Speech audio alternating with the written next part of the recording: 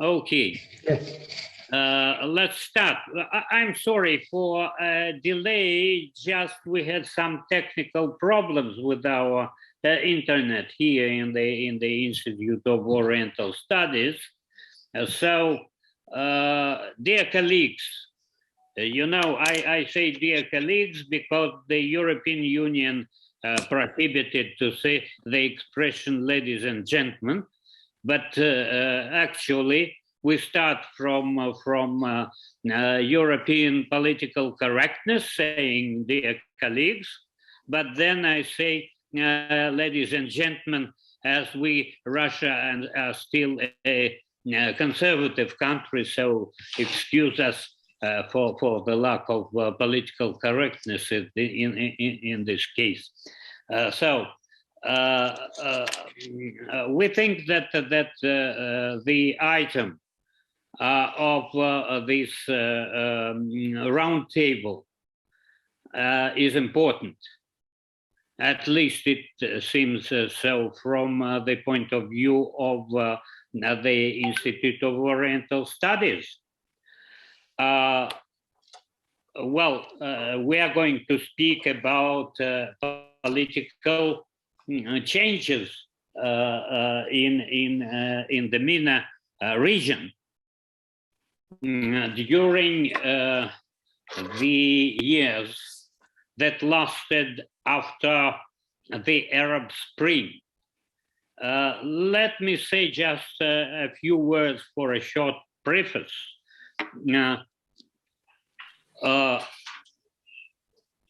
So why we consider the item of changes in social structures so important? We should admit that during the last 50 years, there happened a dramatical change in the social structures of the countries of the region.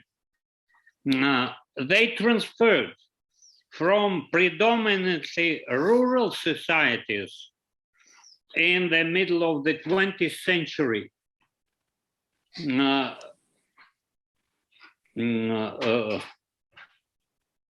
to absolutely prevailable urban type by millennium 2000. I should also add that the lapse of urbanism happened during 3 last decades of the 20th century, starting from 1970 up to 2000.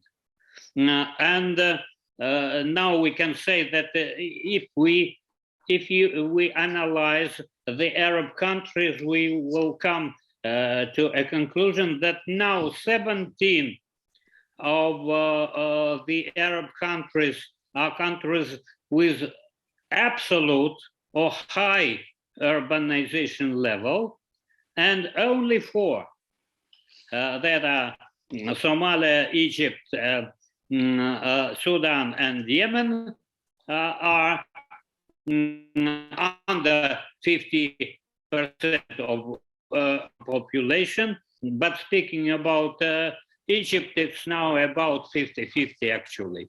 And there are other reasons saying that these calculations of the United Nations, they didn't take place, didn't take into consideration the phenomenon of suburbs, which will add urban population to the total number, and it was admitted in a special report of the United Nations in 2016. So there is a problem with sound. Pardon? So, no voice sometimes. No voice. Now, yeah. Now there is. Now there is. But sometimes.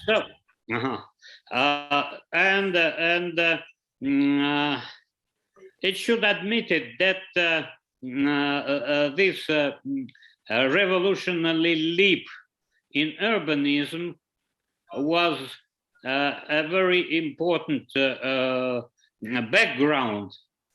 How about the Bahout? the Arab Spring. And so after that, the question is what happened after and what is happening now after Arab Spring during the last 10 years. So then we have three main questions and three speakers. The first question is, what are the general trends in transformation of social structures in the Arab societies? And we will invite Dr. Joseph Bahout to be a speaker here. The second item is how resistant are Arab political systems and regimes to social and political challenges, which will be presented by Haila Al-Mekaimi from the Department of Political Science of Kuwait University. And then what is happening in the Arab political elites, presented by Yahya Zubair. I that he had some troubles with his health, so we wish him good health. But anyhow, he is present to the conference, and he will be most welcome as all the other speakers. Just the last sentence, which I would say, I would kindly ask all the speakers, and not only the speakers, but also all the people participating in the discussion, to present themselves fully, including names and references. Thank you. So, Dr. Bahout, you are most welcome to start our discussion. Thank you. Okay. Thank you very much, Professor Truevtsev. I'm sorry I was a bit late, because in fact I confused the time and the hours. It seems that there's 1 hour difference between Beirut and Moscow. I thought it was the same hour, so I'm very sorry, but I'm glad that I'm catching up with you. Let me start by saying that first of all, as you asked us to present ourselves, I'm Joseph Bahout. I'm at the American University of Beirut. I'm the director of the university's Institute for Public Policy and International Affairs, and I teach political science at this same university. I will try to be brief, because we have, I think, 7 to 10 minutes. What I will answer to your question is, in a way, tackling the title of this roundtable and this workshop, which has to do with the Arab revolutions. I will say very quickly what I think was at stake during these revolutions. What was what were the issues that were contested or protested against? And then very quickly, I will say a few words about what this entire cycle of Arab revolutions now, after 10 years, have left us with. Very quickly, I think that if we really summarize what was at stake in these Arab revolutions, this is at least the common denominator between cases like Tunisia, Libya, Bahrain, Yemen, Syria, etc., or Egypt. It was at least 4 pillars in my view.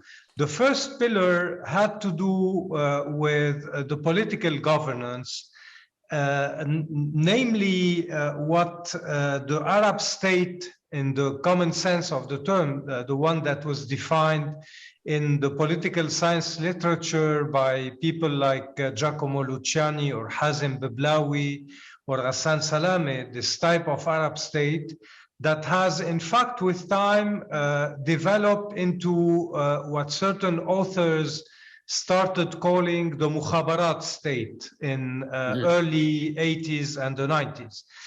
Namely, it was not anymore a state in the Western or in the, let's say, Weberian sense of the term, but it became regimes that were mainly driven by the concept of regime security and the deep state's security. So the predominance of the security services apparatus, even the army in countries like Syria or elsewhere, became in a way or another a kind of Praetorian Guard at the service of the regime and not anymore of the state in the meaning that we commonly understand it. This was the first pillar that was under contestation. The second one has to do with the political economy of the Arab state. Arab states, after the sequence of the 50s, with, for example, Abdel Nasser in Egypt or other authoritarian regimes like Saddam's Iraq or the Assad in Syria, they were claiming Arab socialism, a blend of a very centralized economic state-led system and a sort of indirect rent distribution. This Arab state economy, the political economy, with time also evolved into something that we can call the crony capitalist system, a state capitalist system, where you had a state bourgeoisie that transformed into a class of crony capitalists, the friends of the clique in power, that was benefiting from almost the entirety of the country's or the state's wealth. The examples are numerous. For example, the sons of Hosni Mubarak in Egypt, the Trabulsi family in Tunisia, Rami Makhlouf in Syria, etc., etc. So this was the second pillar that was also very much under, let's say, contestation in the Arab Revolution period. The third pillar is the pillar of ideology or legitimacy. Most of these Arab states developed after the Second World War and mainly after the 50s, a very strong anti-Western, anti-imperialist discourse, Arab nationalism, pan-Arabism, and this rhetoric that the core issue was in fact the Arab-Israeli conflict, the necessity to stand strong, and etc. With time and also towards the 80s and the 90s, this discourse became increasingly in opposition with the praxis, with the action of these Arab states. Most of them embarked in peace processes with Israel. Most of them became Western-oriented. Most of them completely became state-centered and not Arab nation-centered. And so people were a little bit, let's say, at loss between this discourse of legitimacy and the practice that was completely contradicting it. And this was also something that was in the rhetoric of Arab revolutions. The fourth one, very quickly, was also a kind of old, let's say, geopolitical order, the regional geopolitical order, an order that you have to remind at the eve of Arab revolutions was mainly held by the big Arab states like Saudi Arabia, Egypt, Syria, Iraq, Algeria. Today, after the sequence of the Arab revolutions, these countries are more or less all in crisis, and the rise to predominance in the Arab state system, the regional system, is today to smaller states that are newcomers or that are non-Arab states like Iran and Turkey. Of course, I'm excluding here Israel, but smaller states like the Emirates, Qatar, and others.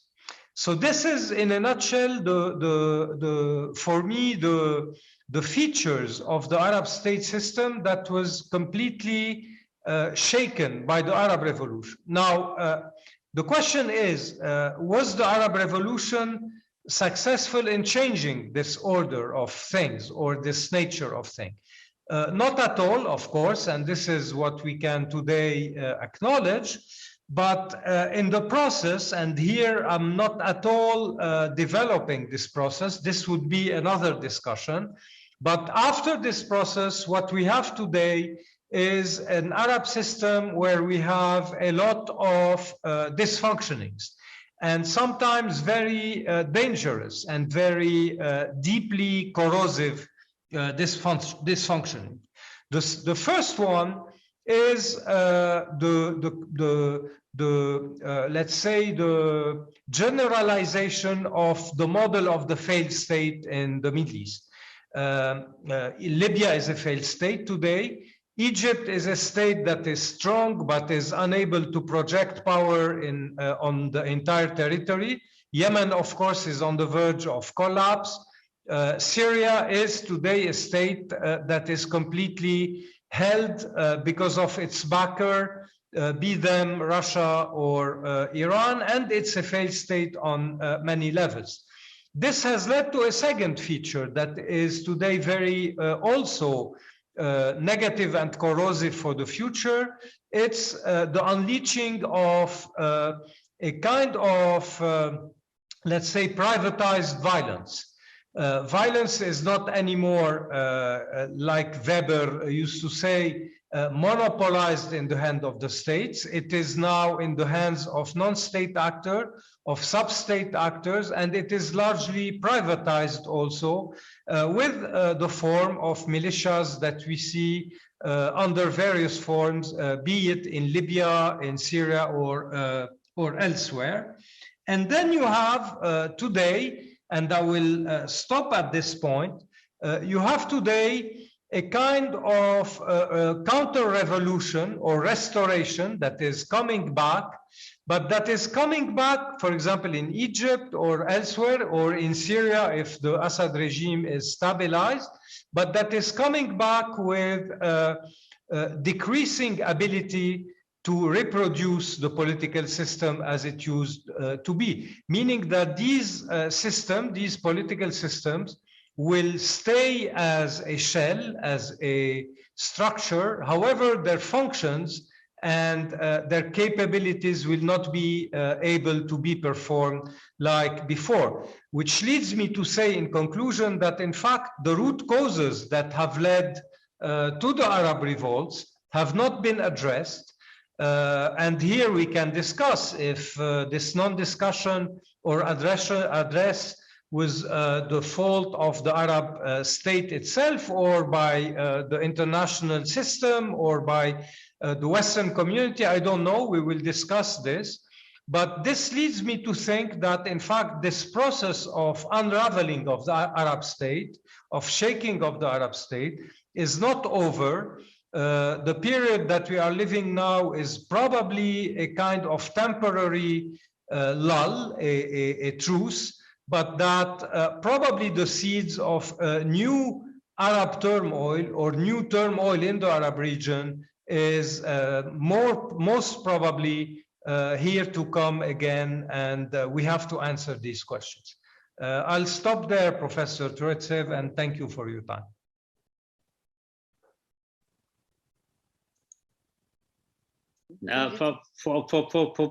For your excellent and deep presentation, as usual.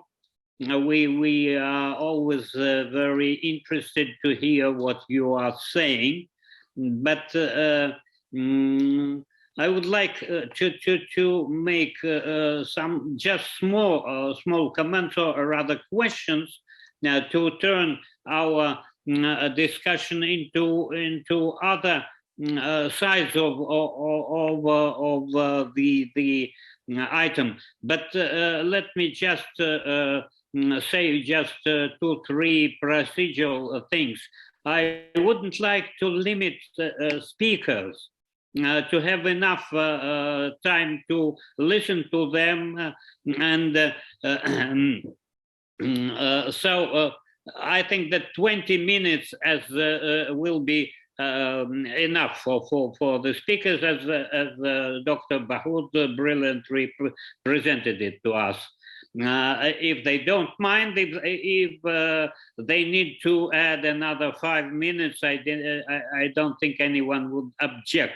But as for discussion, I would ask kindly all the discussants to limit their presentations during discussion by 5 minutes in order to make this discussion more dynamic. So, the description of what was happening in political systems of the Arab countries before the Arab Spring, and what happens after the Arab Spring, I think was presented very well, very clearly in what was said by Dr. Bahout. But we're also interesting about what was happening on the ground. I mean that the question that still is, that why it happened so, that the people, the masses that had been tolerant for what was happening in the stage 4 agent suddenly became unrested by the beginning of a millennium. And so that means that something had radically changed in the very structure of the Arab societies. So please let us start the discussion, and I would ask who would like to start. Yes. If I can. Vasily Kuznetsov, yes, Dr. Vasily Kuznetsov, Institute for Oriental Studies, Konstantin. Thank you. Thank you for this round table. Thinking about our program, thinking about the agenda of this meeting. So when this transformation you were talking about today, when it started, there were a lot of publications on the tectonic changes in the Middle East and so on. But in general, in the most part of these publications, they talked about, they wrote about the political changes and political process. And then they talked about some changes in international relations. I absolutely agree with you that the main changes are not political. I would say that the root causes of this transformation, they are not political, and the Arab Spring and the political transformation is just a political projection of the social changes. I think that today we can talk about several transformation trends in the region on the 5 levels. And every level, the dynamics of transformation, each level has its own dynamic of transformation. The first level, the deepest one, is the social transformation and it is maybe the deepest social transformation of the region in last several thousand years. Not just in the 20th or 21st century, because it is a process of urbanization, sure.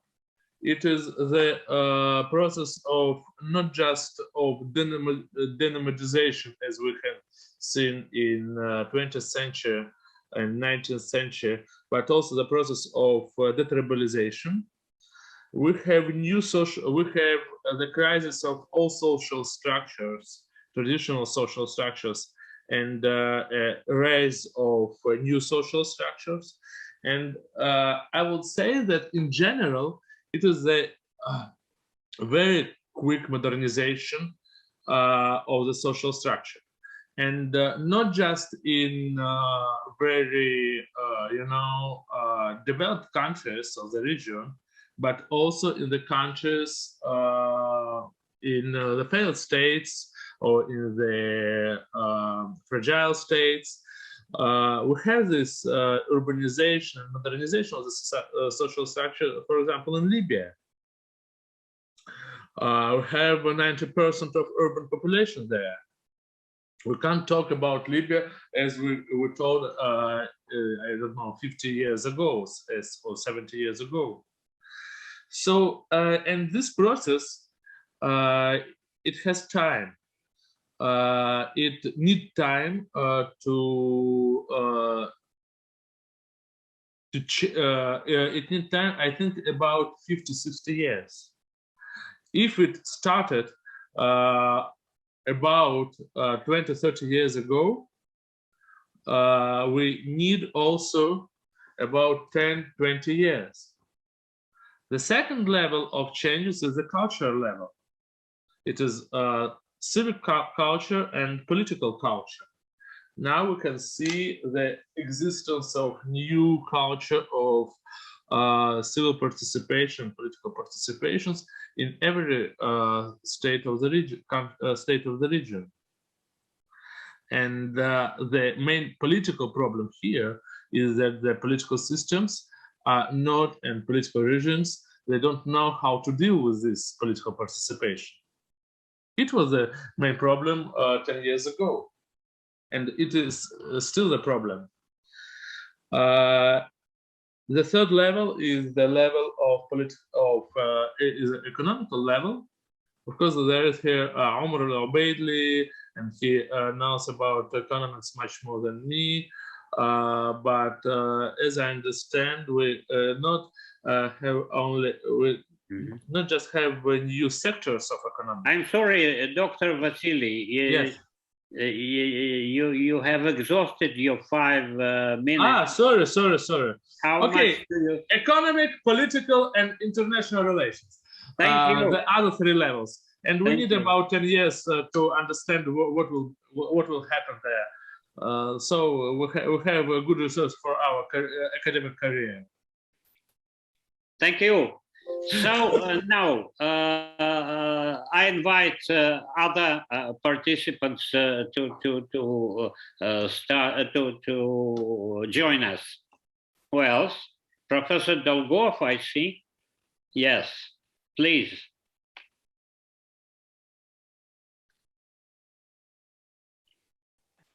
Thank you very much. I would like do some comments, if it's possible, about the causes of Arab Spring. Of course, it is known the causes, but now we see after 10 years of Arab Spring, we see I think it's the same causes of the crisis now. Now we see the economical and political crisis in some, maybe in majority of Arab countries. But this cause, this origin First of all, it's social and economical crisis in the Arab world, which was before beginning of Arab Spring, and now we see the continuation of this process, the same process of the social and economical crisis, and also plus pandemic of coronavirus, etc., and some problems which linked with this situation. But I think that these causes, the main causes of the Arab Spring and of the continuation of the negative situation now. And I think now we see some big problems inside of the Arab world. About this, the changing of transformation of social structures in the Arab societies. I think that's of course, it's the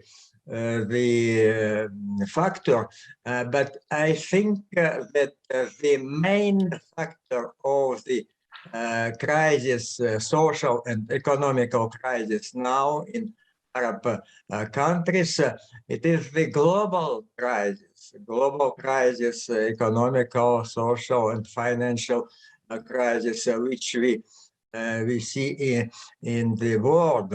And about the Arabic countries like Syria.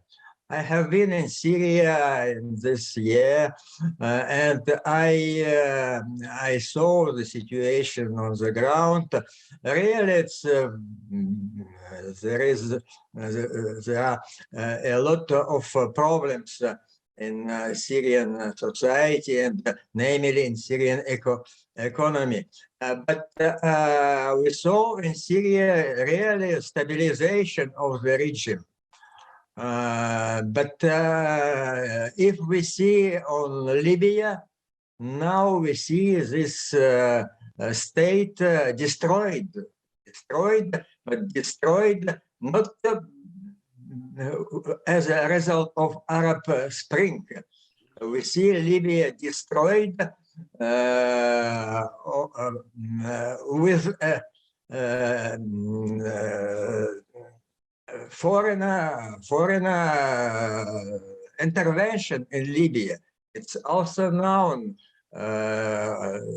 after the beginning of a crisis in Libya. It's known after the decision of United Nations, some Western countries like France, Great Britain, United States started the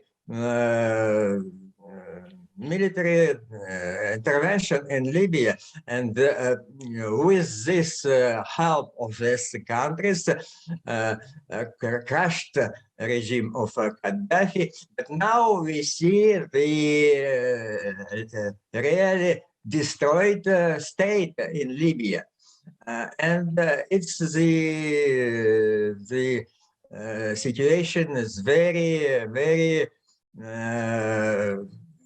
dangerous, and we see also, it is also another question, the influence of outside of foreign factors in Libya.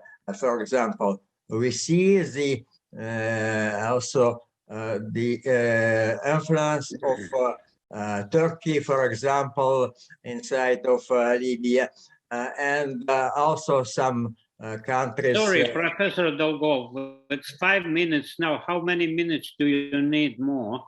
Okay, 2 minutes, it's enough. Yes. And as a conclusion, I want to say that the causes of Arab Spring, which were before beginning of Arab Spring. Now we see the same causes, but increasing with some problems, and also the very big factor, very important role of foreign actors in the situation now in Arabic countries, namely in Libya and in Yemen. It's now this conflicts, and I think that the solution of this negative situation is very long way. Thank you. Thank you. Maybe we give a floor to our foreign partners. For instance, Omar, I see your hand, please. Yes. Thank you very much. You're welcome, yes. Thank you to Dr. Vasily Kuznetsov for the invitation to participate today. A couple of small points that have been made. Can you present yourself fully with references, please? My name is Omar Al-Abedli, and I am the Director of Research at the Bahrain Center for Strategic International and Energy Studies. Thank you.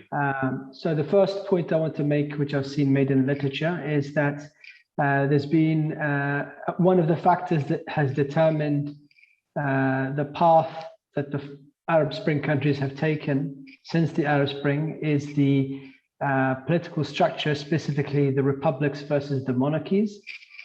Prior to the Arab Spring, the monarchies had an advantage over the republics in the sense that monarchies are intrinsically more forwards-looking than republics, especially the sort of military republics we see in many Middle Eastern countries, because they have a dynastic structure.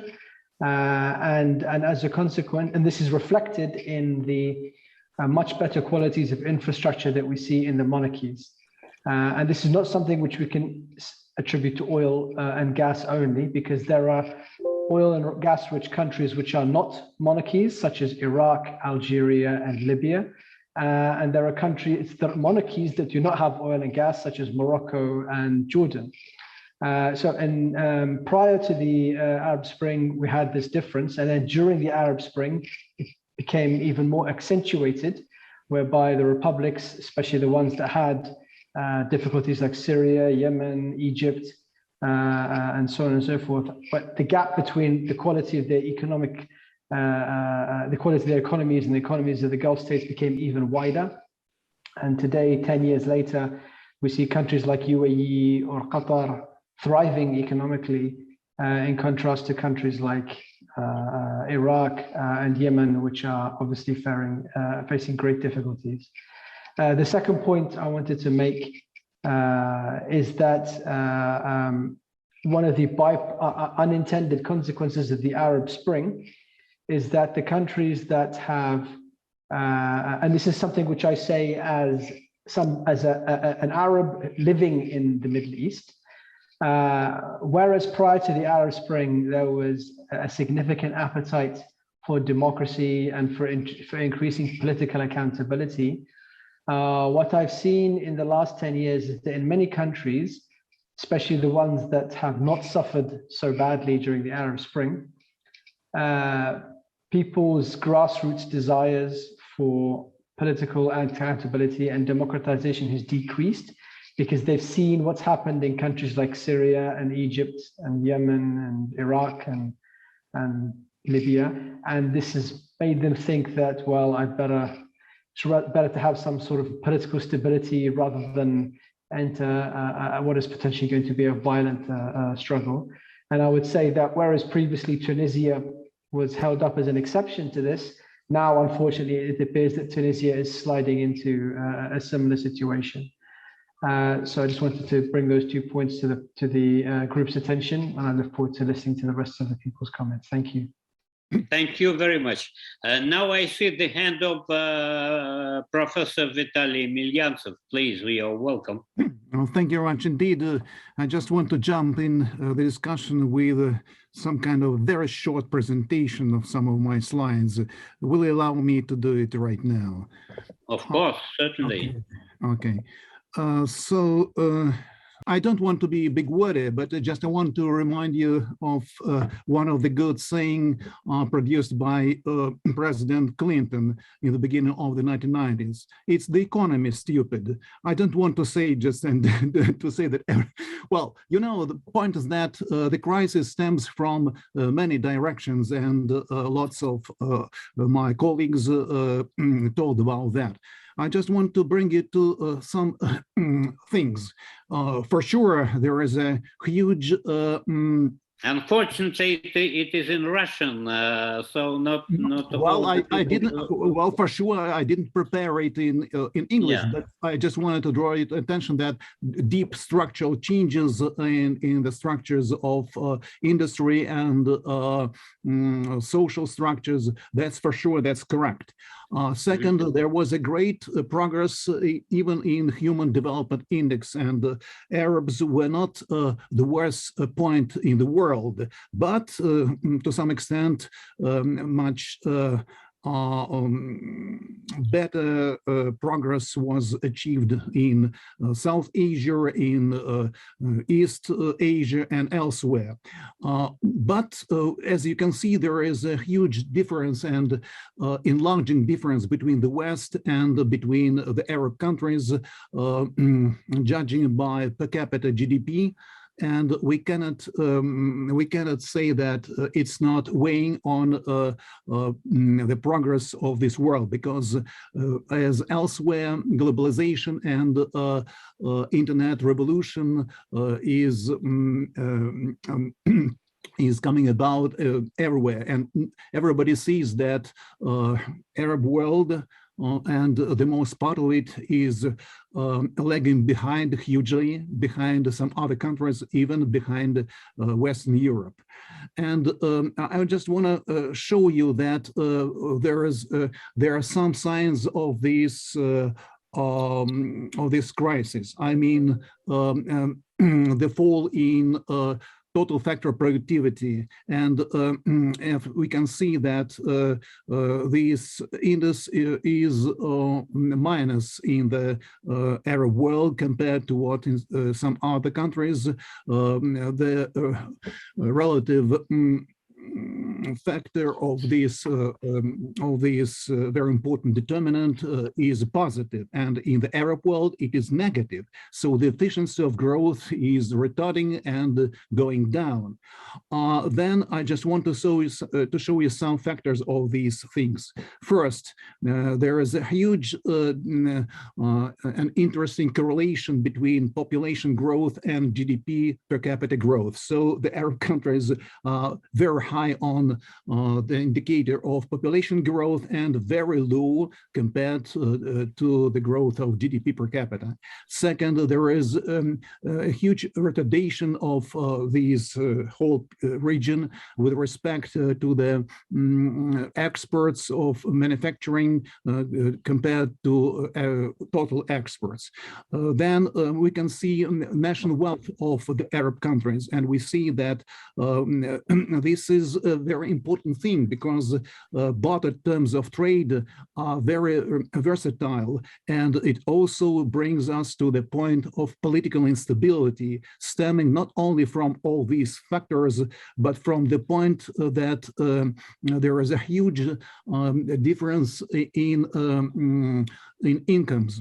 We know that 1/7, I just want to underscore, 1/7 of the Arab population, which is in the Gulf countries, in the 6 countries, possesses approximately 1/2 of the total national income of the Arab countries. And 2/3, once again, I want to underline, 2/3, it's the recent figures of the total national wealth of the Arab world.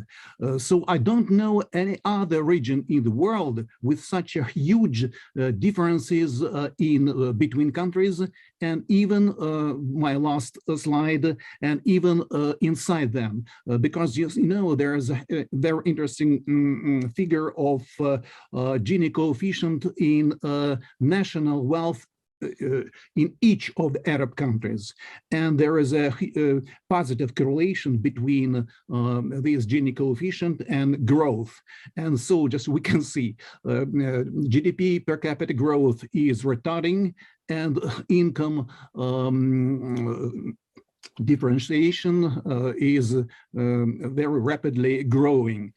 And all that is coming about in the period when globalization in internet and other facilities are rising very quickly. So all this, I think, is a very huge reason and factor for the crisis to be very important in nowadays. Thank you very much for your time. Oh, thank you, Professor Smilyanskaya, for your very interesting and important participation in this conference at the borderline between economics and social, which is very important for the item we are discussing. So what would I say? My suggestion to to continue is we shall give a floor to one more speaker for 5 minutes, and then we are obliged to make a small interval for 5 to 7 minutes, after which we will be very happy to give the floor to our dear guest, Haila Al-Mekaimi from Kuwait. Yes, please. I see Rana Shab is just quite prepared for taking floor. Please, welcome. Thank you very much. Yes, so my name is Rana Shab, and I'm at the Carter Center in Atlanta. But if you want the other speaker to go first, I'm happy to reserve my observation. No, please, we are listening to you. But I just wanted to bring our attention to one dynamic that many have touched upon, and when it's the economy stupid, the structure of the state, and urbanization. But I think pulling all of those together, I think very important to recognize in the early 90s with the austerity and new trends in shrinking of the Arab state, and it reduced its power of being an employer of last resort, a provider of services, etc. So we have that, the state shrinking as a provider of services, employment, etc. At the same time, we have this rapid urbanization, and a population, like we just heard, does not have the worst human development index compared to other developing countries. It's relatively, comparably healthy, well-educated, etc., compared to other places. And so there's this increasing tension between the state no longer being able to provide and a quite capable population that is not employed, not engaged at increasing levels, that creates this tension that's not new to the thinking of rapid modernization. And again, so many things have happened, and I still think that underlying dynamic of a shrinking state covered with crony capitalism, not being able to employ, lead the economy, provide services in a way that's satisfactory to a relatively well-educated, healthy population that is seeking to make a dignified living. And so I would just wanted to highlight that dynamic and keep my remarks very short. Thank you for listening. Oh, thank you very much. So we are making a short interval for 7 minutes, and we return after that to our discussion. Thank you. So, dear friends, that was an interval for 5 minutes. I'm sorry because we just needed some rest after an hour of discussion. So we are very happy to present the floor to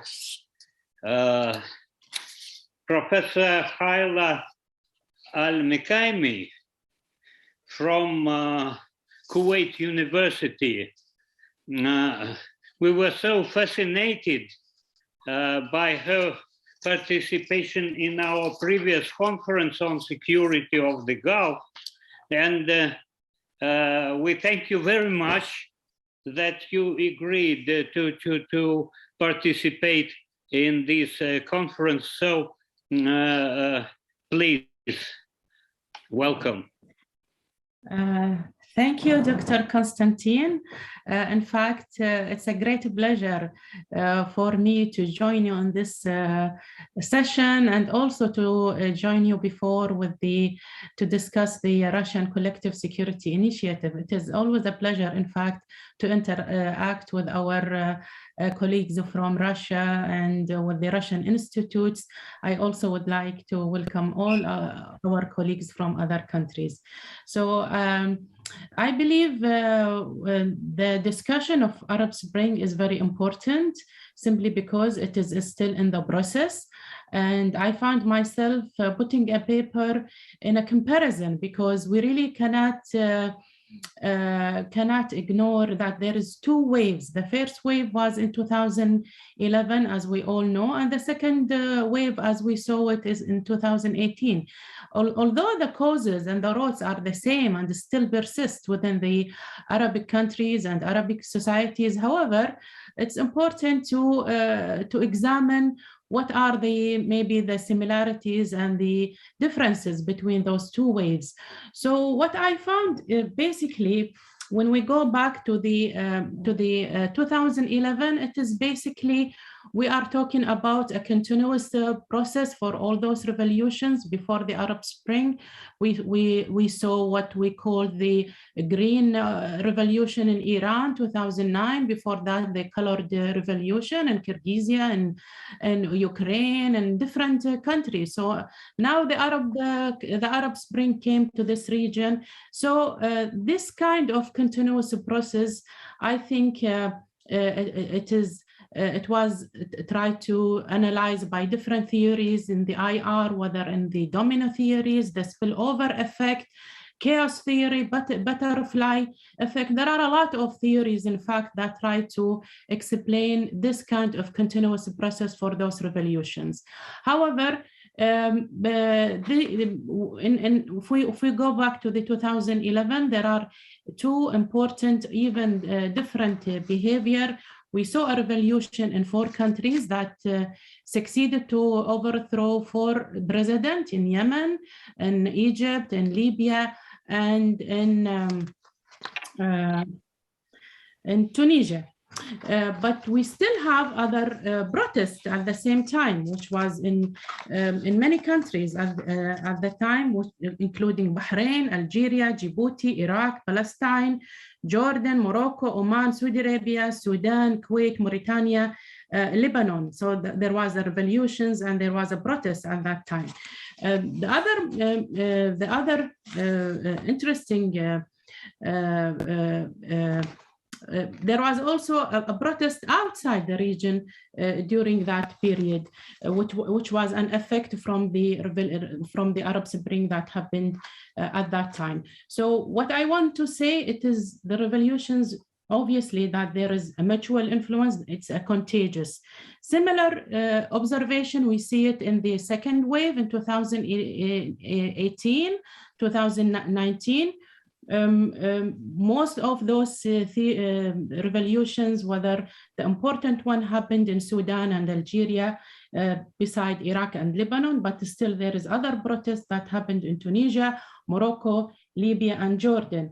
So these also protests pretty much influenced by the protests that happened in France, what they call it the yellow vest or yellow jacket, protesting the increase of fuel prices and the living expenses in France at that time.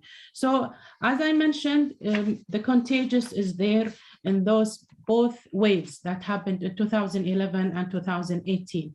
So the other issue, which was maybe discussed earlier by my colleagues, which was trying to analyze the causes for those revolutions and why they are occurring. I would maybe one of those most important analysis, which was a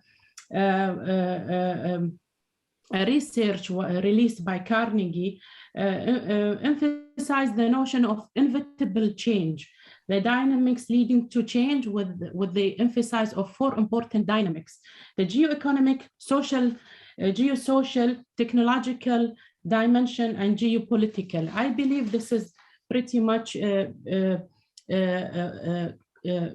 comprehensive analysis, because those roots are still there and still persist within the Arabic society. So when we come to the results of those two waves, even as in answering your question about the reaction of the regime, for the first wave, the most important results, we see it in Tunisia. We saw what happened. Everybody was embracing what happened in Tunisia, but still there is a lot of issues now, as we all see. So still in the transitional. We saw in Egypt much more stability with but still also a transitional, because it is a question of the military rule or it is a civil rule. This is the dilemma still there. However, there are other countries which ended in a civil war, which is Libya, Syria, and Yemen. When we come to the second wave, Sudan and Algeria, which is, I think Sudan is very important, simply because the revolution ended up the rule of the Muslim Brotherhood, which was led by al-Bashir since 1989. So this is the longest rule of Islamic Party in the region. So this is, I think, very important result for the second wave. The Algerians rejected the fifth term of the sick President Abdelaziz Bouteflika, which was both demands were fulfilled by the protesters. When Iraq and Lebanon, there is a lot of similarities. I mean, the second wave, I see it is much more organized, because Sudan and Algeria, led by military, Iraq and Lebanon, they do have a sectarian regime and protesting the entire ruling elite. So there is a lot of similarity. It looks much more organized for the second wave. However, there is some success, but still the problem is still there. There is a lot of issues with all these case studies in the region, and that led us to the second part of my, which I will try to be very short. The second part of the paper, which talk about the obstacles for the democratic transition. I will just read them. The first one, which is the authoritarian structuralism. The second one is the synchronicity between building the state and establishment, the democracy, the rise of the rise of the Islamism, which was, I believe, the one of those main it's a normal outcomes, but it's still major obstacles for the democratic transition, especially for the first wave. The weakness of the political regime, the weakness of the civil society, and also the the elite and the structural, social structural of the Arab societies. I will end when at the last part of the paper, talking about the differences and the similarities between both waves. With the similarities was obvious, which I mentioned, especially the causes for the causes for the revolutions. However, the differences, which is very interesting, and this maybe deserve us to discuss them more when we talk about the second wave. There is non-violence behavior that most the protesters kept during their protest and revolution, and unlike what happened, although in the first wave there is a non-violence, but there are a lot of cases that were able to be pushed, whether by a choice or by the regime or by anti-revolution, pushed into a confrontation. But in this wave, it was obviously the non-violence behavior was there. There is we didn't witness external intervention. There was most of the protesters refused the Islamic, the political Islam, and the fourth and the last,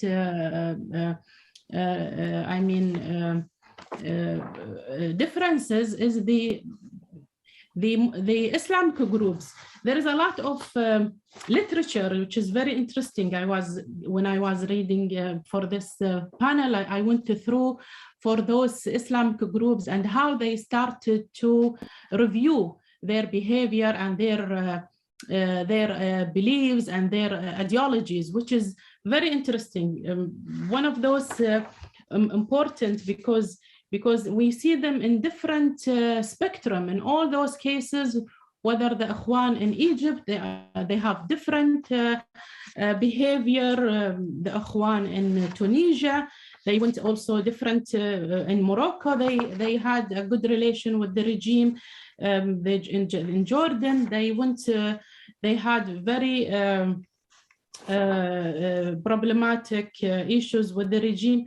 However, that all led the Muslim Brotherhood to, or the Islamists in general, to start questioning a lot of their beliefs or their dogma that used to be a taboo, that no one can argue with those groups. One of those is the ideology, and the Islam is the الحل. Islam هو الحل. Islam is the solution. Is pretty much there is a lot of questions when we come to this issue. The relation between the state and democracy and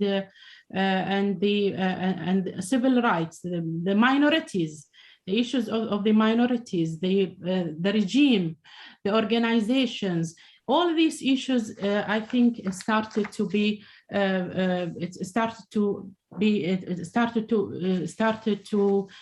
the main issues discussed by most of those Islamic groups through their literature, which is very interesting to go through them and to put analysis on those literature.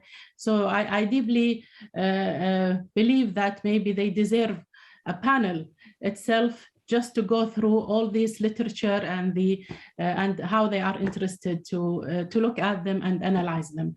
Thank you again, and sorry if I'm... Thank you very much indeed, Professor Haila, for your very interesting and very profound, I would say, presentation.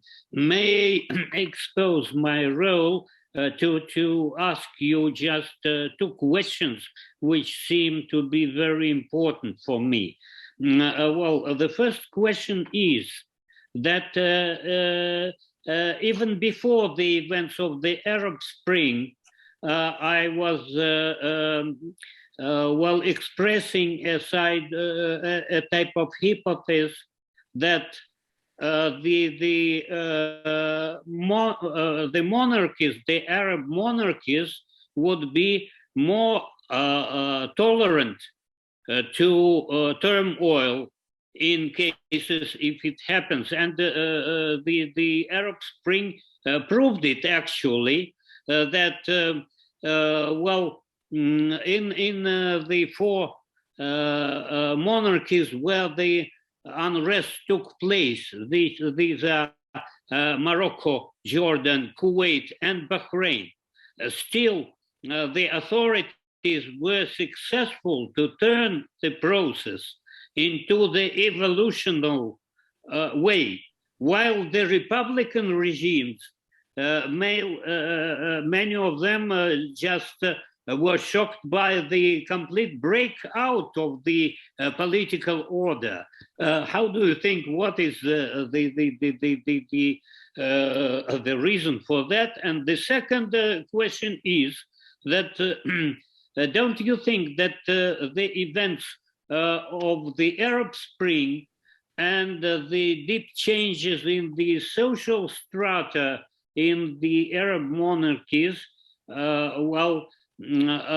pushed the authorities into political reforms that happen in Saudi Arabia and may be less evident in Oman and Qatar and even UAE, as I can express as a trend towards parliamentarism. Very small trend, but still it seems to exist. Thank you. Please. Thank you.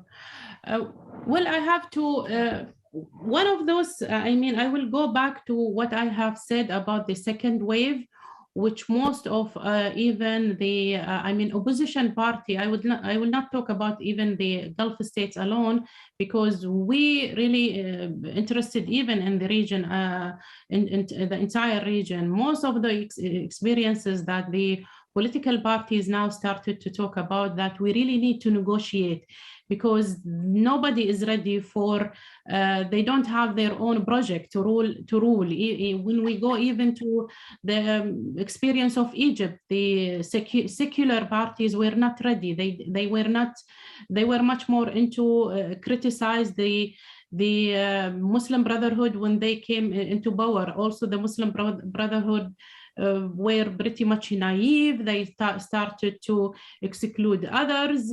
So it was obvious during that year of President Morsi, and that was the mistakes now acknowledged by the Muslim Brotherhood in most of their literature. So obviously that there is a structural problem that most of these Arab societies going through. They don't have, the civil societies are still in the process, is still growing, despite the fact that most of the Arab societies emphasize that we have a profound, it's true, but it's still in the process. So this is something important, because once you're gonna take over to rule a country, you really need to have your own project and you are ready. And this is obviously a problem that face most of the, so here we have to come to the realities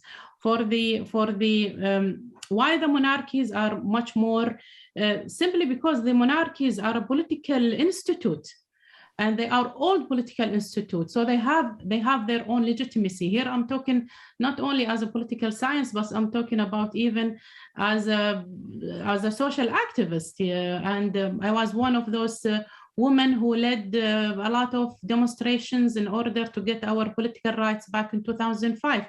Once, if we cannot negotiate with the rulers and with the family, it's the ruling family, it's really we are getting nowhere. So this is the reality of the society. We really need to be realistic if we want to reach our goals in emphasizing the civil societies. So they are pretty much pragmatic, simply because they enjoy their popularity and their so this is a major, I think that was the major trend as Thank you very much indeed. I see the hand of Vitaly Smilyanskaya, but first I would like to give the floor to Haik Kocharyan, our guest from Armenia. Please, if you like to join us, please do it. Well, yes. Yes, thank you. I would just want to thank for the very interesting presentation, and maybe after I will give some question right for this moment. Just want to say thank you for organizers and the presenters. It's really very interesting topics, and to know the problems within the region, in the context of the region, and see how the scholars in the region see the problems and explain. It's very interesting. Thank you.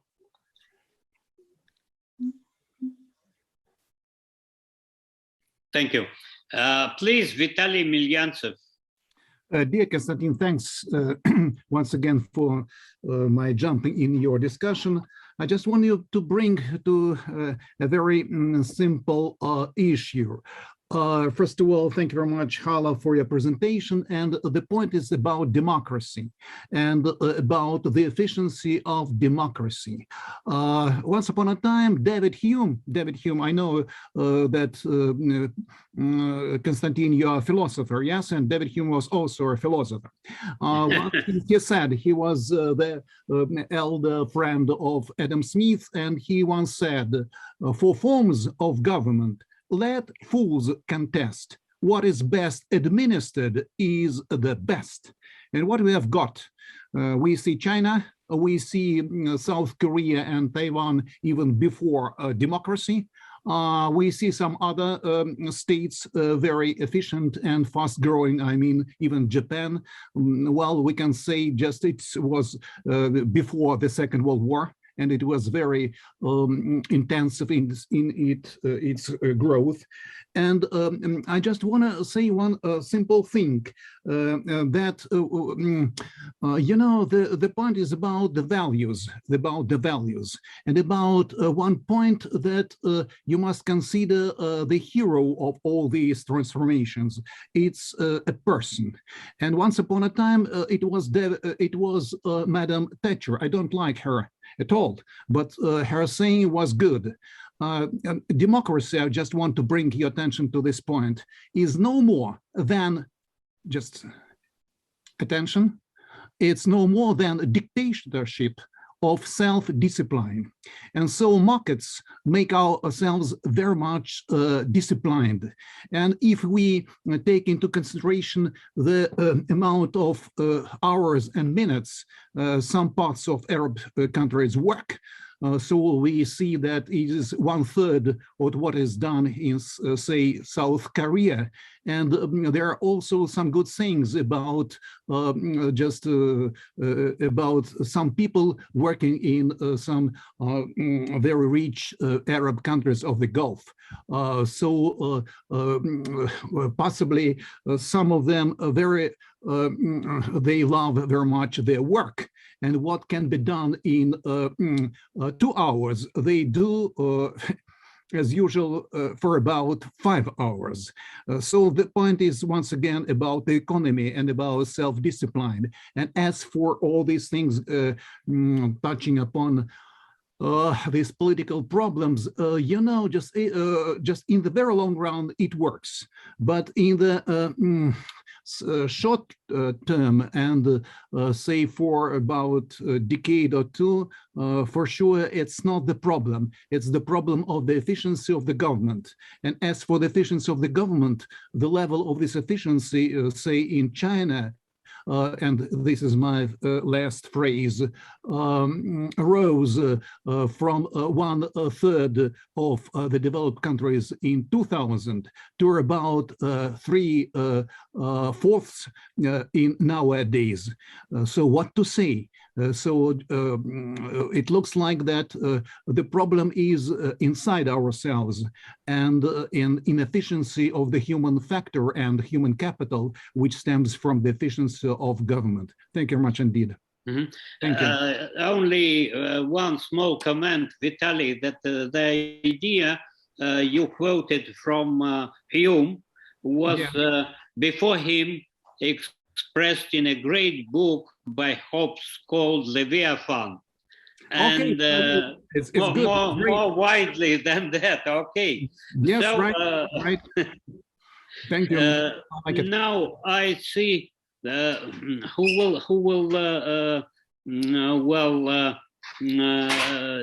just participate. I saw the face of Mr.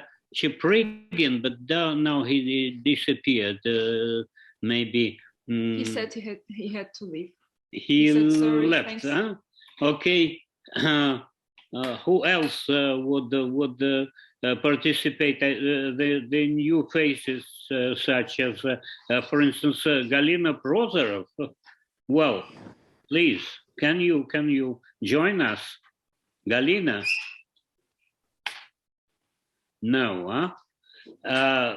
Then Guzel Kalusheva. Guzel? No? Gennady Tarasov. I see that people started to move away from the discussion. Belova, Anna. Professor Dolgov, please, yes. Thank you very much. Thank you for Professor Haila. I want also to do some comment, short comment. You spoke about very interesting thing, the protests in European country, in France, namely, the protests of yellow gilets. And then, so it's very important, I think. We see now the protests in European countries, and it's some, I think, it's some, not crisis, but difficulties with democracy in these countries. The same we see in United States, for example, during the elections, presidential elections in 2020, and the fighting between Biden and Trump, etc. It's also was some not crisis, but difficulties, very important difficulties with democracy. What do you think about this way of democracy, which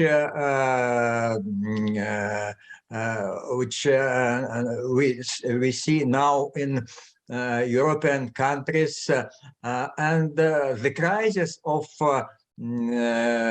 democratic transformation in Arabic countries, and from another side we see some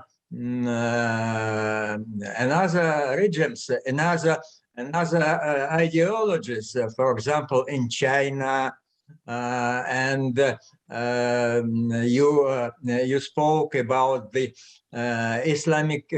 Islamist groups also, and for example some Islamist groups, some Islamist ideologists also propose the way, maybe another way, the formation of the state or society on the Sharia, on the Quran laws, etc. What do you think about this problem with democracy, which we saw now in the world? Thank you.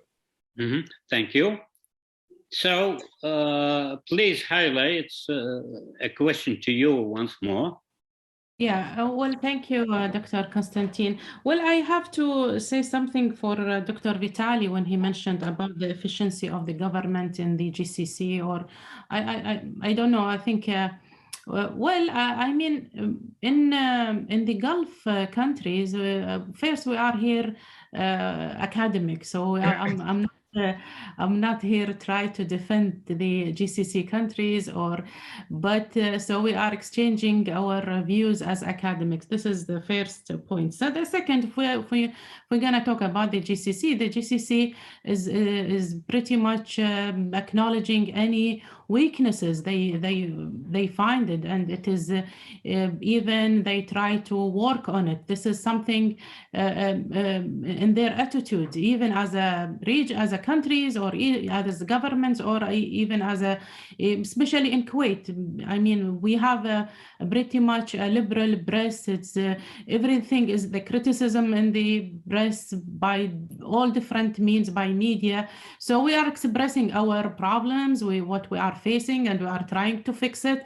So, and for the countries that you mentioned, you haven't even mentioned Russia. We are very interested to learn about the Russian wisdom as well. You mentioned China, you mentioned South Korea and Taiwan, but definitely we are interested in Russia as well. So this is now the trend within the region, and this is, I think, opportunities.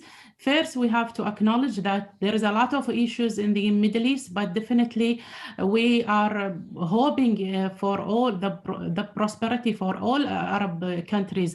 Even now, the Gulf states put a lot of pressure to have Iraq as a regional party again, or a regional player. So for us, this is important. However, those countries, the GCC, are they are dynamics. They are eager to cooperate with the entire world. We do have now a withdrawal, the US withdrawal from the region or from Afghanistan. I think there is an opportunity for more players to build a constructive relation with the GCC. I would just give you one example for, maybe we all note the Glasgow meeting that happened last month. Before that summit, there was a regional summit led by Saudi Arabia.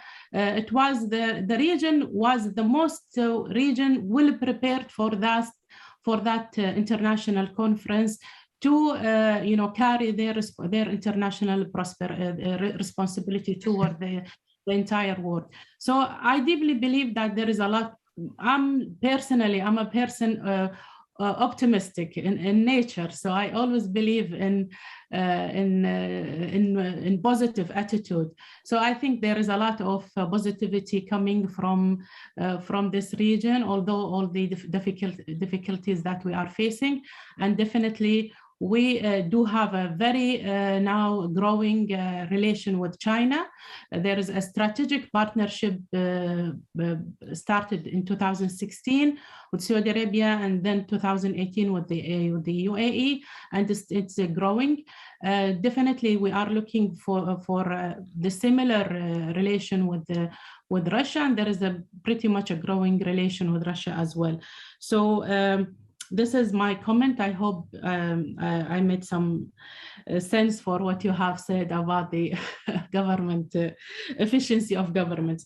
For the question about the crisis of or the issues in Europe, as I will go back to what I have said about those revolutions. It is pretty much contagious. Even the issues in Europe, when we look to the problem that the problem Europe is facing, whether the rise of the populism, Islamophobia, it is part of the immigration.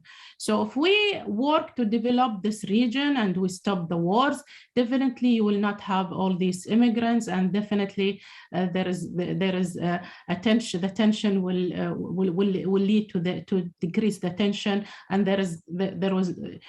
so it is, as I mentioned, pretty much those regions are in a way they are interrelated.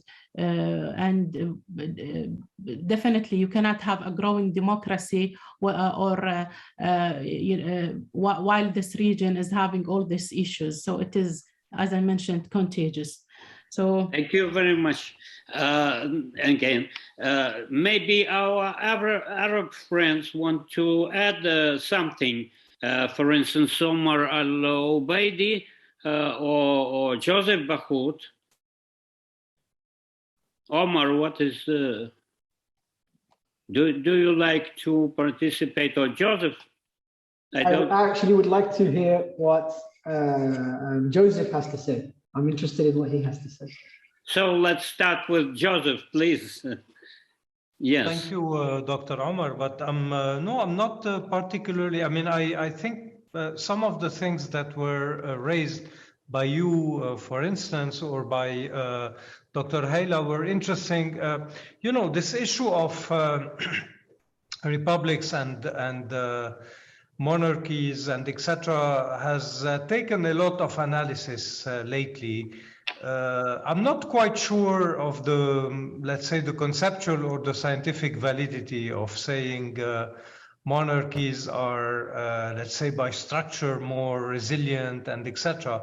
I think what helped the monarchies to let's say, to wither away the wind of the Arab Revolution is a set of factors that are not here forever. I mean, one of them has to do with the size of population.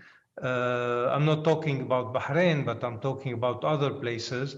It has to do with the composition of society. It has to do with the oil rent. It has to do with also other issues. I mean, in Bahrain, for example, it was largely the geopolitical complex and construction that has stopped the dynamic. So I'm not sure that this is given once and for all.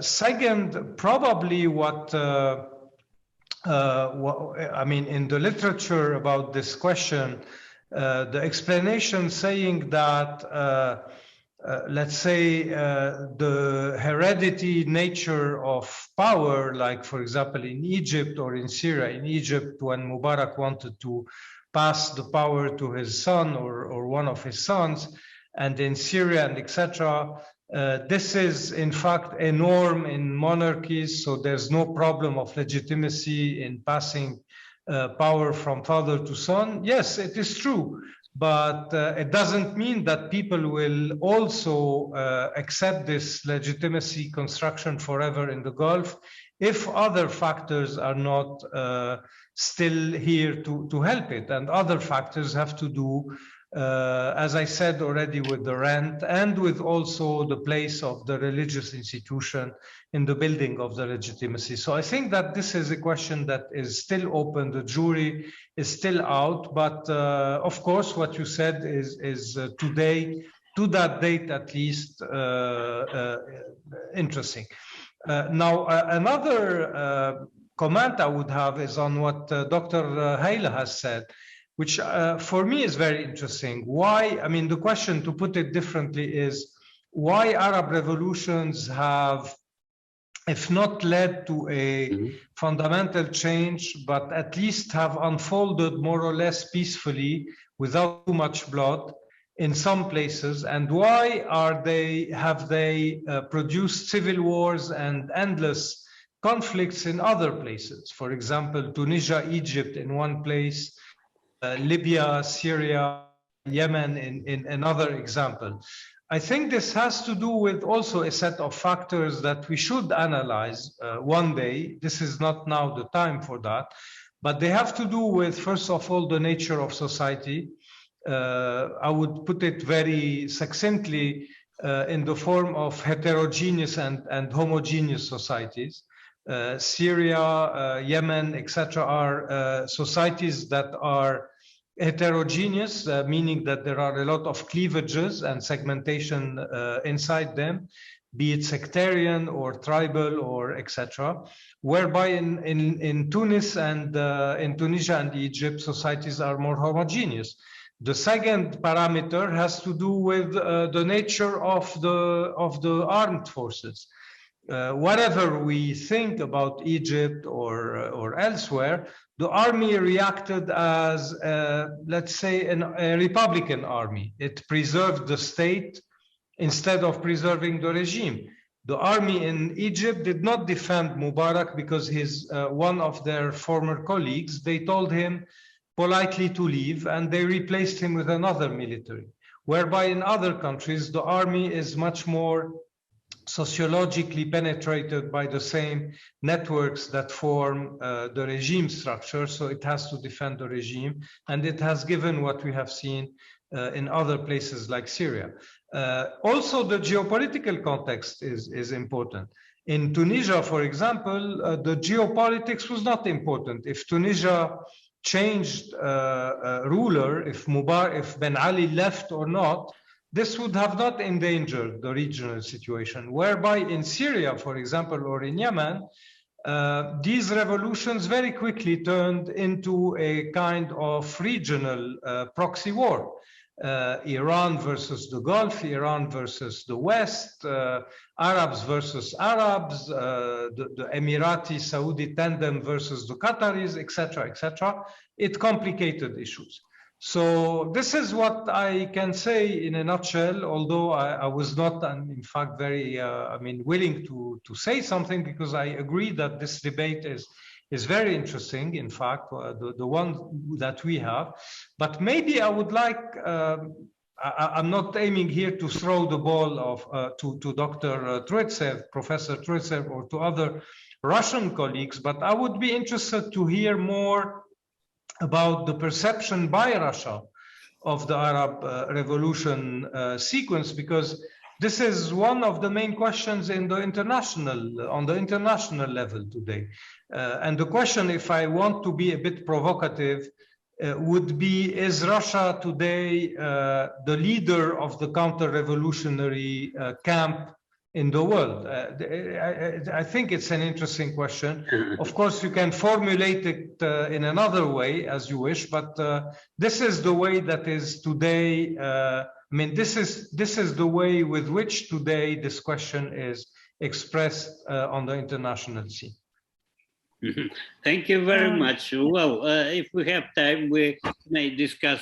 It's a very interesting thing. If no, then we'll choose another opportunity to discuss this item. So it's interesting for me and for I believe Vasily too. So please, Omar, you wanted to take the floor now, please. Yes. So first of all, in response to Yahya Zubir's question on the chat, the political economy theory is that military republics do not have a dynastic, as Joseph mentioned, do not have an institutionalized process for transferring power from one generation to the next. And so the horizon, and in particular, it's less likely that the offspring of the incumbent ruler will be those who secure power in the future. And so the incumbent has less of an incentive to think forwards, certainly 20, 30, 40 years forwards in terms of their economic decisions, and focuses more on, short-term kleptocratic activities compared to a monarchy. And as you say, this is all relative. This is not like there's no kleptocracies in a monarchy and that no military republic can behave in a long-sighted way. But in the context of the Middle East, the most, as I mentioned when I was speaking earlier, the simplest way this is this tendency manifests itself is in infrastructure investments. Well, two ways. I'd say infrastructure investments. So you can see that the monarchies in general invest more in infrastructure than the military republics. Even controlling for wealth. Okay, it's easy to think this is wealth. Libya is very rich. Algeria is rich. Iraq is rich in terms of raw natural resources. Yet they cannot marshal these resources. And part of that the argument being is because of the republican nature of their rule. And secondly, when it comes to property rights, the Gulf monarchies all acquired their national oil companies, nationalized their oil companies through without expropriating tacitly or explicitly the Western oil companies, whereas the other countries in the region, which are republics, have tacitly or explicitly expropriated and have suffered poor investment climates ever since. Now, to clarify, I'm not espousing the Gulf monarchies as some sort of ideal political system, nor do I think that monarchies are particularly good economic systems or political systems. I'm just saying that in the context of the Arab Spring, they're probably better than a military republic, which is just one notch down on the political equality. Monarchies have a wide array of deficiencies, many of which were evident around the Arab Spring and continue to be evident today.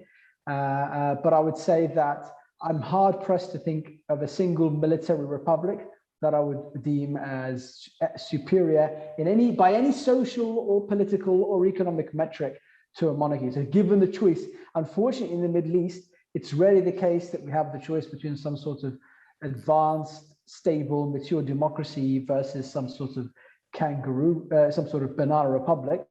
Usually it's between a variety of socially, economically, and politically ineffective systems. And if given the choice between a military republic and a monarchy, I'd go for monarchy. And whereas and the other point I was making was that whereas some people would have been sympathetic to the idea of more sympathetic to the idea of overthrowing a monarchy around 2010, post 2010, having seen the experiences of Syria, Yemen, Libya, etc., they're probably, in my opinion, on the street level view, people are a little bit more accepting of monarchies than it would have been otherwise. But as Joseph mentioned, monarchies are by no means a sustainable long-run solution, and they continue to face difficulties, and those difficulties may multiply in the future as problems emerge, among them being declining oil prices, depleting oil reserves, climate change, etc., etc., etc.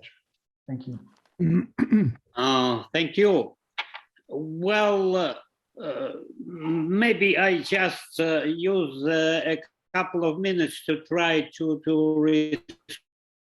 respond to Joseph Bahout, because it's important about Russian policy. Maybe it can be an impression like that Russia is a fortress of counter-revolution, totally in the world, yes, because the ideology of conservatism is seeming to be a prevailing one in Russia now. But let me first remind you that the entire Russian political order happened due to a revolution in 1991. It started from defense, but actually turned into a real revolution as a change of economic, political, and social order in the country. In other case, what do you mean by revolution, actually? The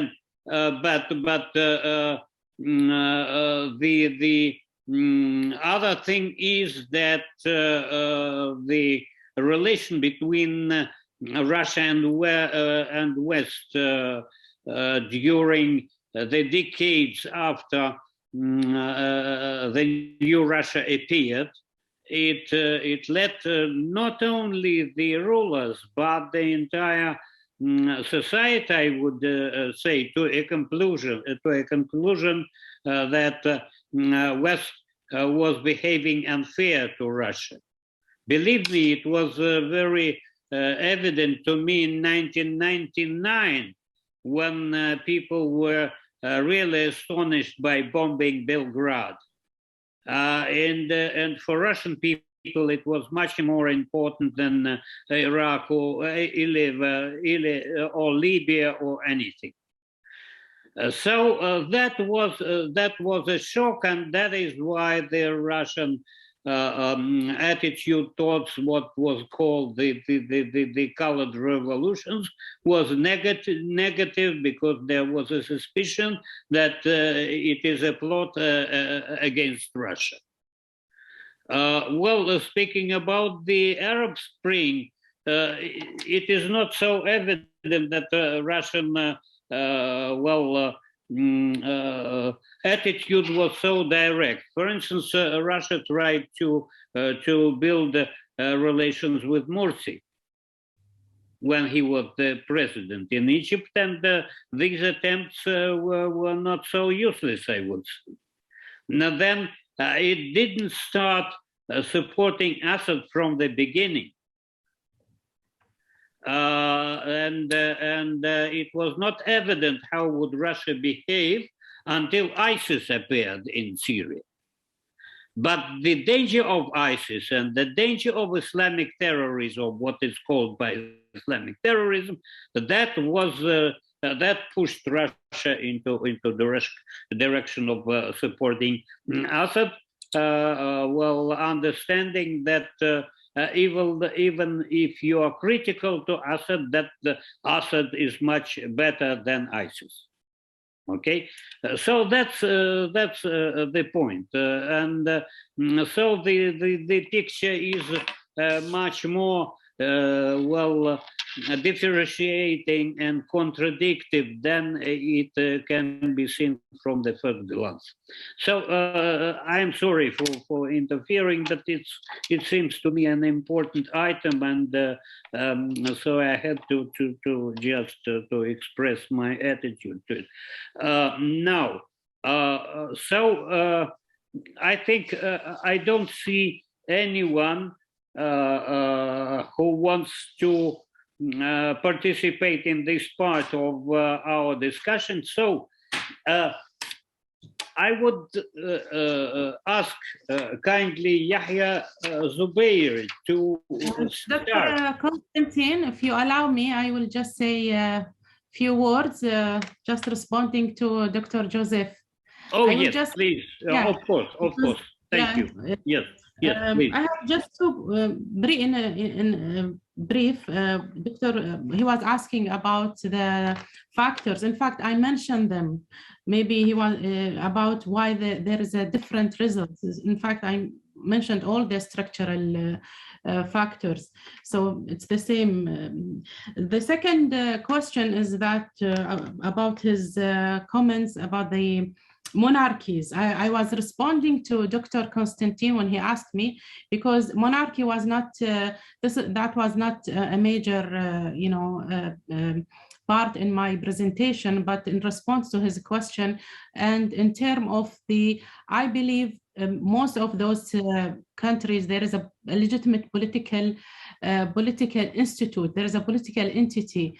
In the GCC, we cannot ignore the royalties as a political entities. This is very important, and they play a major role. When I talk about Kuwait, maybe Kuwait is the most open, is the most liberal among all the GCC countries, but still the monarchies play a role. The question that was raised even by Dr. Yahya about if oil dried out, this has been always the question, and maybe Dr. Umar mentioned about there are other oil producing countries in the region, especially Iraq and Libya. In fact, the GCC now are acting as if the oil dried out. So most of the plans, the government plans are working to diversify their economies. And this is all, this is definitely, there is a big challenge for the GCC, and we are talking about it openly. So I hope it was clear. Thank you. So thank you very much. I wanted to give a floor to Yahya Zubair, but taking into consideration his sickness, we wish him good health. Maybe he will speak a shorter time, some 5-7 minutes, and then we are obliged to make Vasily Kuznetsov a co-speaker of this last part. So if you don't object to such a proposition of continuing our discussion, please, Dr. Yahya, you are most welcome. I'm so sorry about my condition. I would have liked to participate more actively. I did enjoy quite a few things regarding what is happening in the region. I raised that question about the monarchies versus the republics, just to have a sense, but I think the lady responded that there is recognition that unless there is an awareness that the system cannot last forever, and look at different options. I think the republics too are fighting, or at least there is a debate which came from, I would argue, from social pressure. If I look at Algeria, Sudan, but Algeria in particular, where I don't think people are paying much attention to the consequences of the Hirak. The Hirak is not over, it has changed in nature.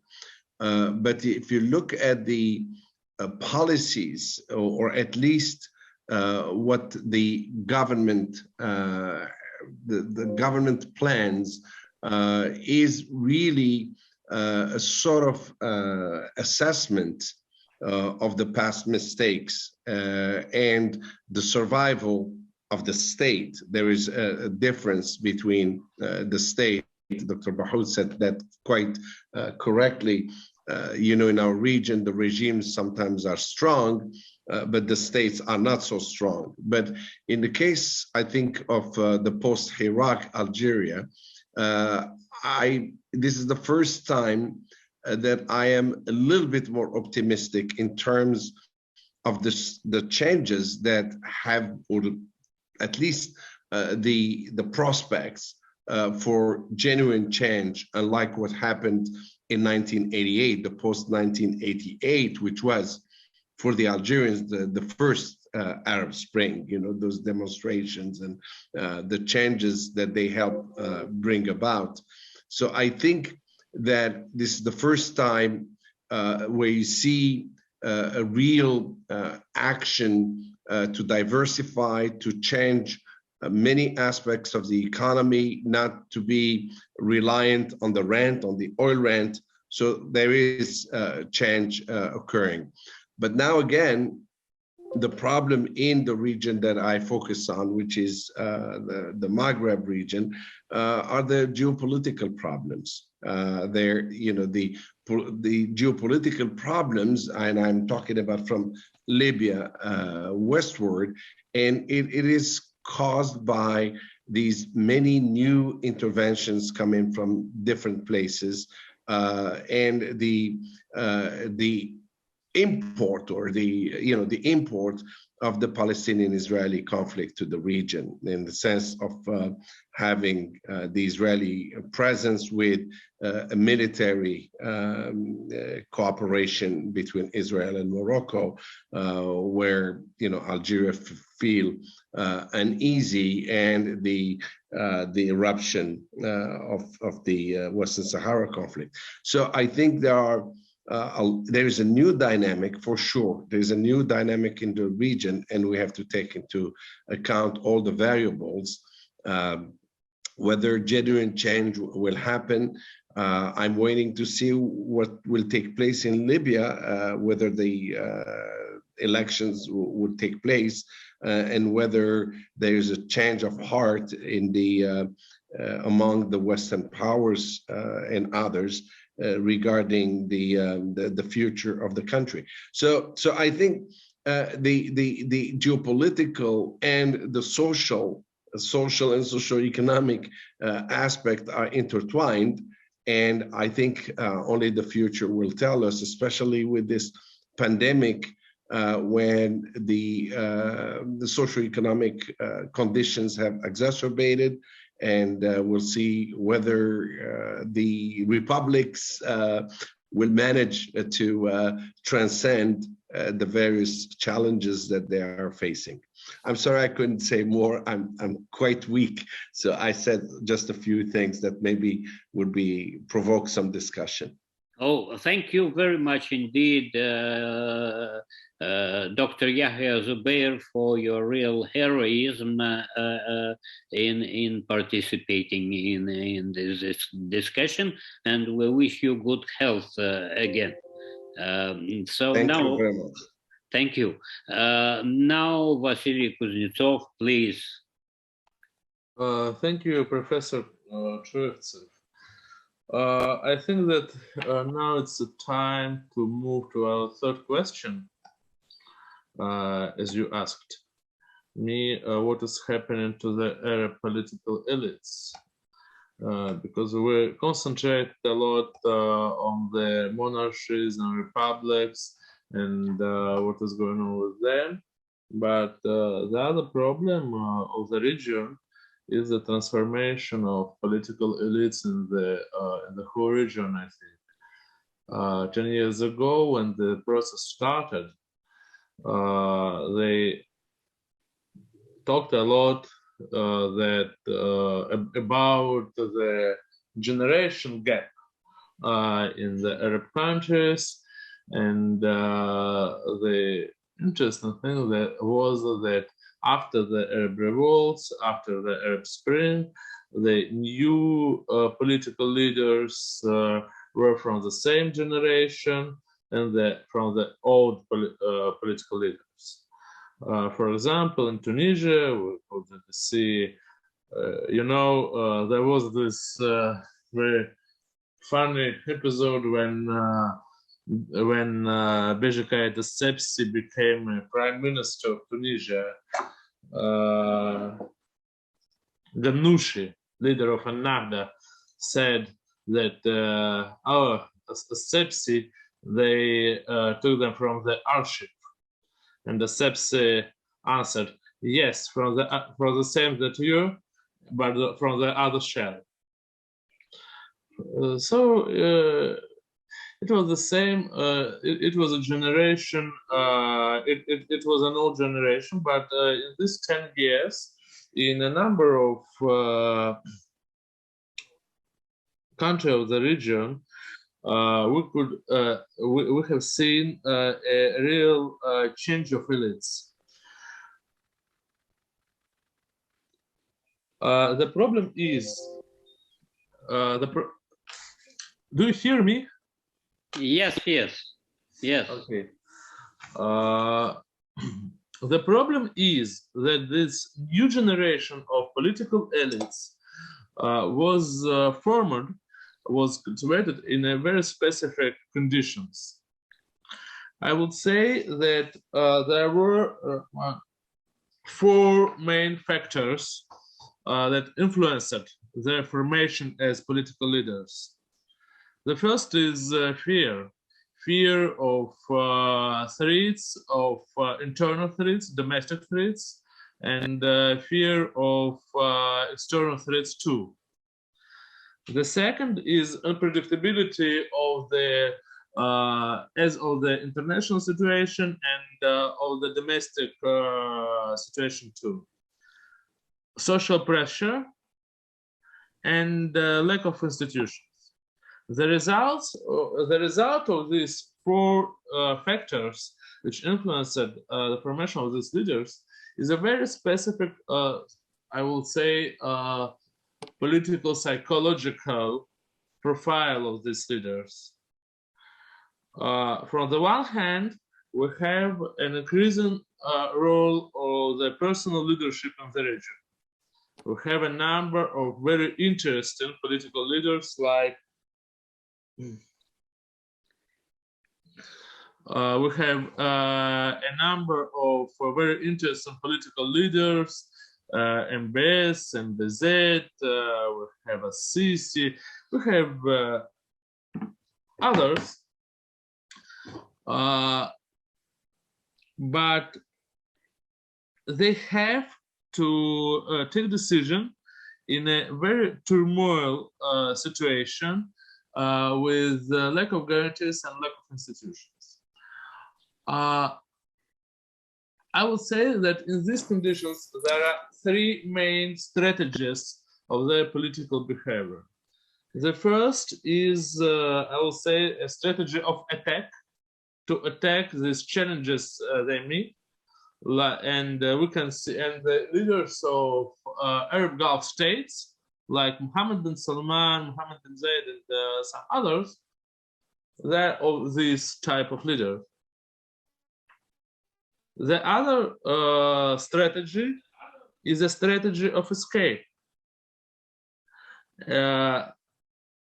If you can't be sure that your country will sustain, that in several years there will be your country on the map of the region, maybe it is better to think about yourself and your family and to try to guarantee their future.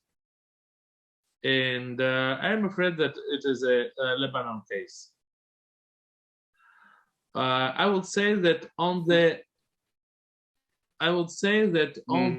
middle 2 minutes on the middle level of the political elites, not the first rank leaders, but the middle leader. This strategy is much more popular than among the personalities, head of states and so on. And the third strategy is the strategy of resistance.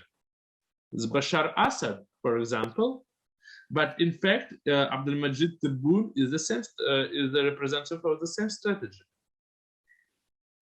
They try to, and in the fact, I think that Kais Saied is yes, of course, he's a populist and so on, but he represents the same strategy also.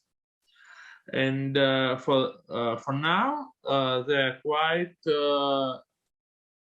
they have a bit of success. But we'll see. I think that in the case of Algeria and Tunisia, is quite doubtful if this strategy can be successful. Syria is another case, and of course, strategy of we can see how Bashar Assad has become very, I would say, not just very interesting, but very smart political animal who can realize the projects nobody other can do. Okay, I'll stop here. Mm-hmm. Thank you. Now, maybe Professor Haila, maybe you like to comment on the presentation of the item of elites. Now, Professor Haila. Haila. No. I'm afraid she left us. But thanks God, Joseph Bahout is present. So I think this is one of the themes he is eager about. No, in fact, if you allow me, Professor, maybe I'll wait for a little round of comments before I take the floor, because Yeah, maybe, well, who else?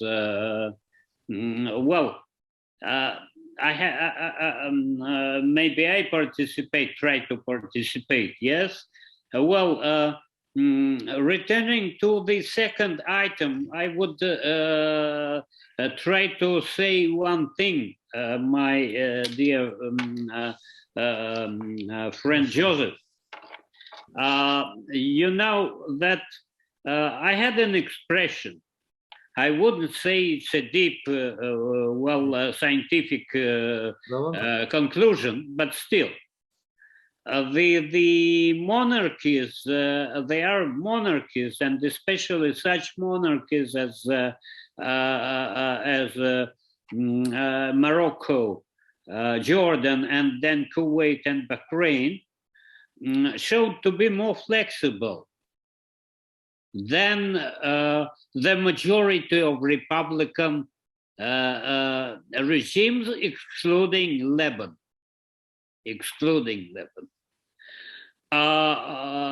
Because the Republican regimes built such rigid systems that they had no other exit of the situation except trying to build a Bonaparte-type monarchies. But all of them failed except Syria in that. So in this case, the real difference between Republican and monarchy regimes at the edge of millennium was that all of them were monarchical types, but monarchies were more flexible and more pluralistic, and especially parliamentary monarchies. The four things, the four types I just found out. So if there is a link between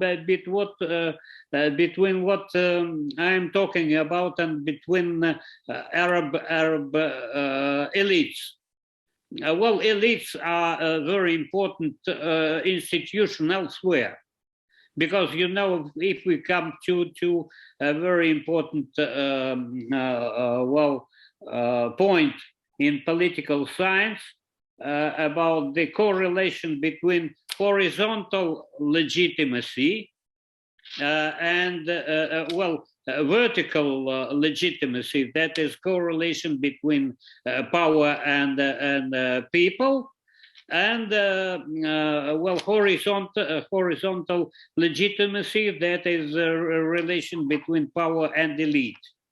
And you know that there are just very important books about elites, starting from Mosca and Pareto, where the problem of elites was studied very profoundly, and coming to Laswell in the United States.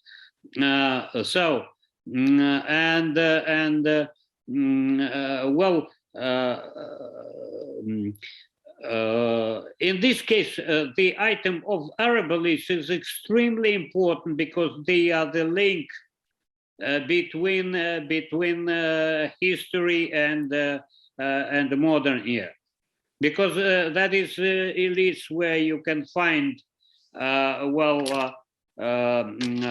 where you can find traditional roots, starting from tribal roots, etc., etc., and coming to the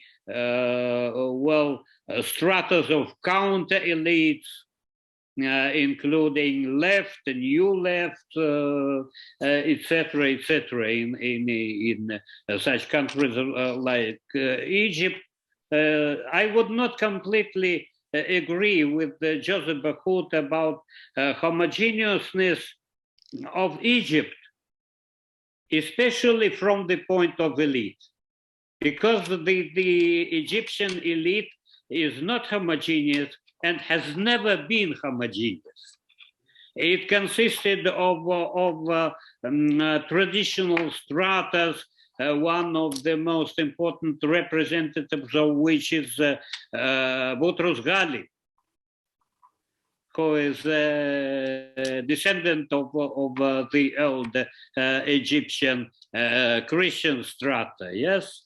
Then and so on, the traditional Arab elite coming from the first Arab conquerors of Egypt. And then you come to Mamluks, etc., etc. So, and including, very important elements from different countries. I would also mention the role of the descendants of Alexander the Great in Egypt and so on. War. So that means that it gives you a pie consisting of very many layers. Okay, so that is why that's only one example. If you come to any Arab countries, you will find very interesting things in the elites. For instance, Iraqi robber triangle, Tikrit, Arawi, Samurai, that was ruling Iraq under Saddam Hussein. Okay. Traditional robbers that were robbing caravans from Damascus in the ancient centuries, okay, and so on. So these are very complicated and interesting things. For instance, if you come to the Saudi Arabia, relations between Al Saud and Banu Tamim, Al-Sheikh is one of the most interesting things. Of the entire construction of the political system in Saudi Arabia, Yemen, etc., etc. So we just tried to touch these questions. I'm a little bit disappointed that we didn't discuss so much about the what is happening in the depth of society, but of course I'm sure it's the most complicated thing to do, and there is a lack of actually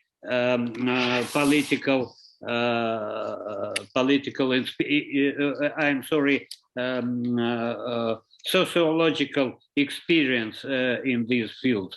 So that's some thoughts I wanted to express. I return again to my friend, Dr. Joseph Bahout, please. Thank you. Sound, yeah. Yeah.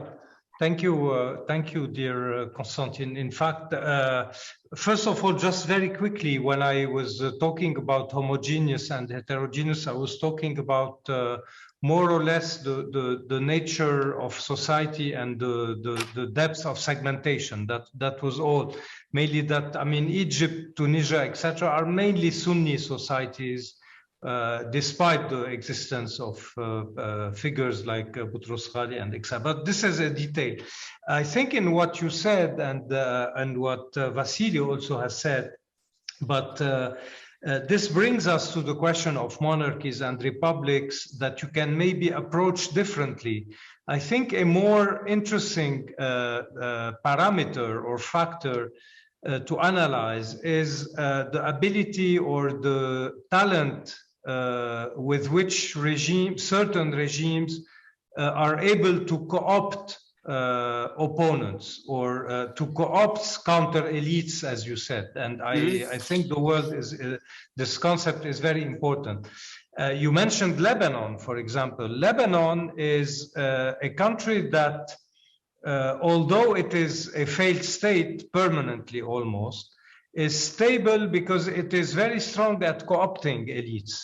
The difference between Lebanon and another system in the region is that it doesn't kill, it doesn't burn land, it doesn't repress, it simply co-opts by clientelism, by absorbing certain counter elites in positions, by clientelism, etc., which is now at stake and in danger because the state is no more able to co-opt because it is bankrupt.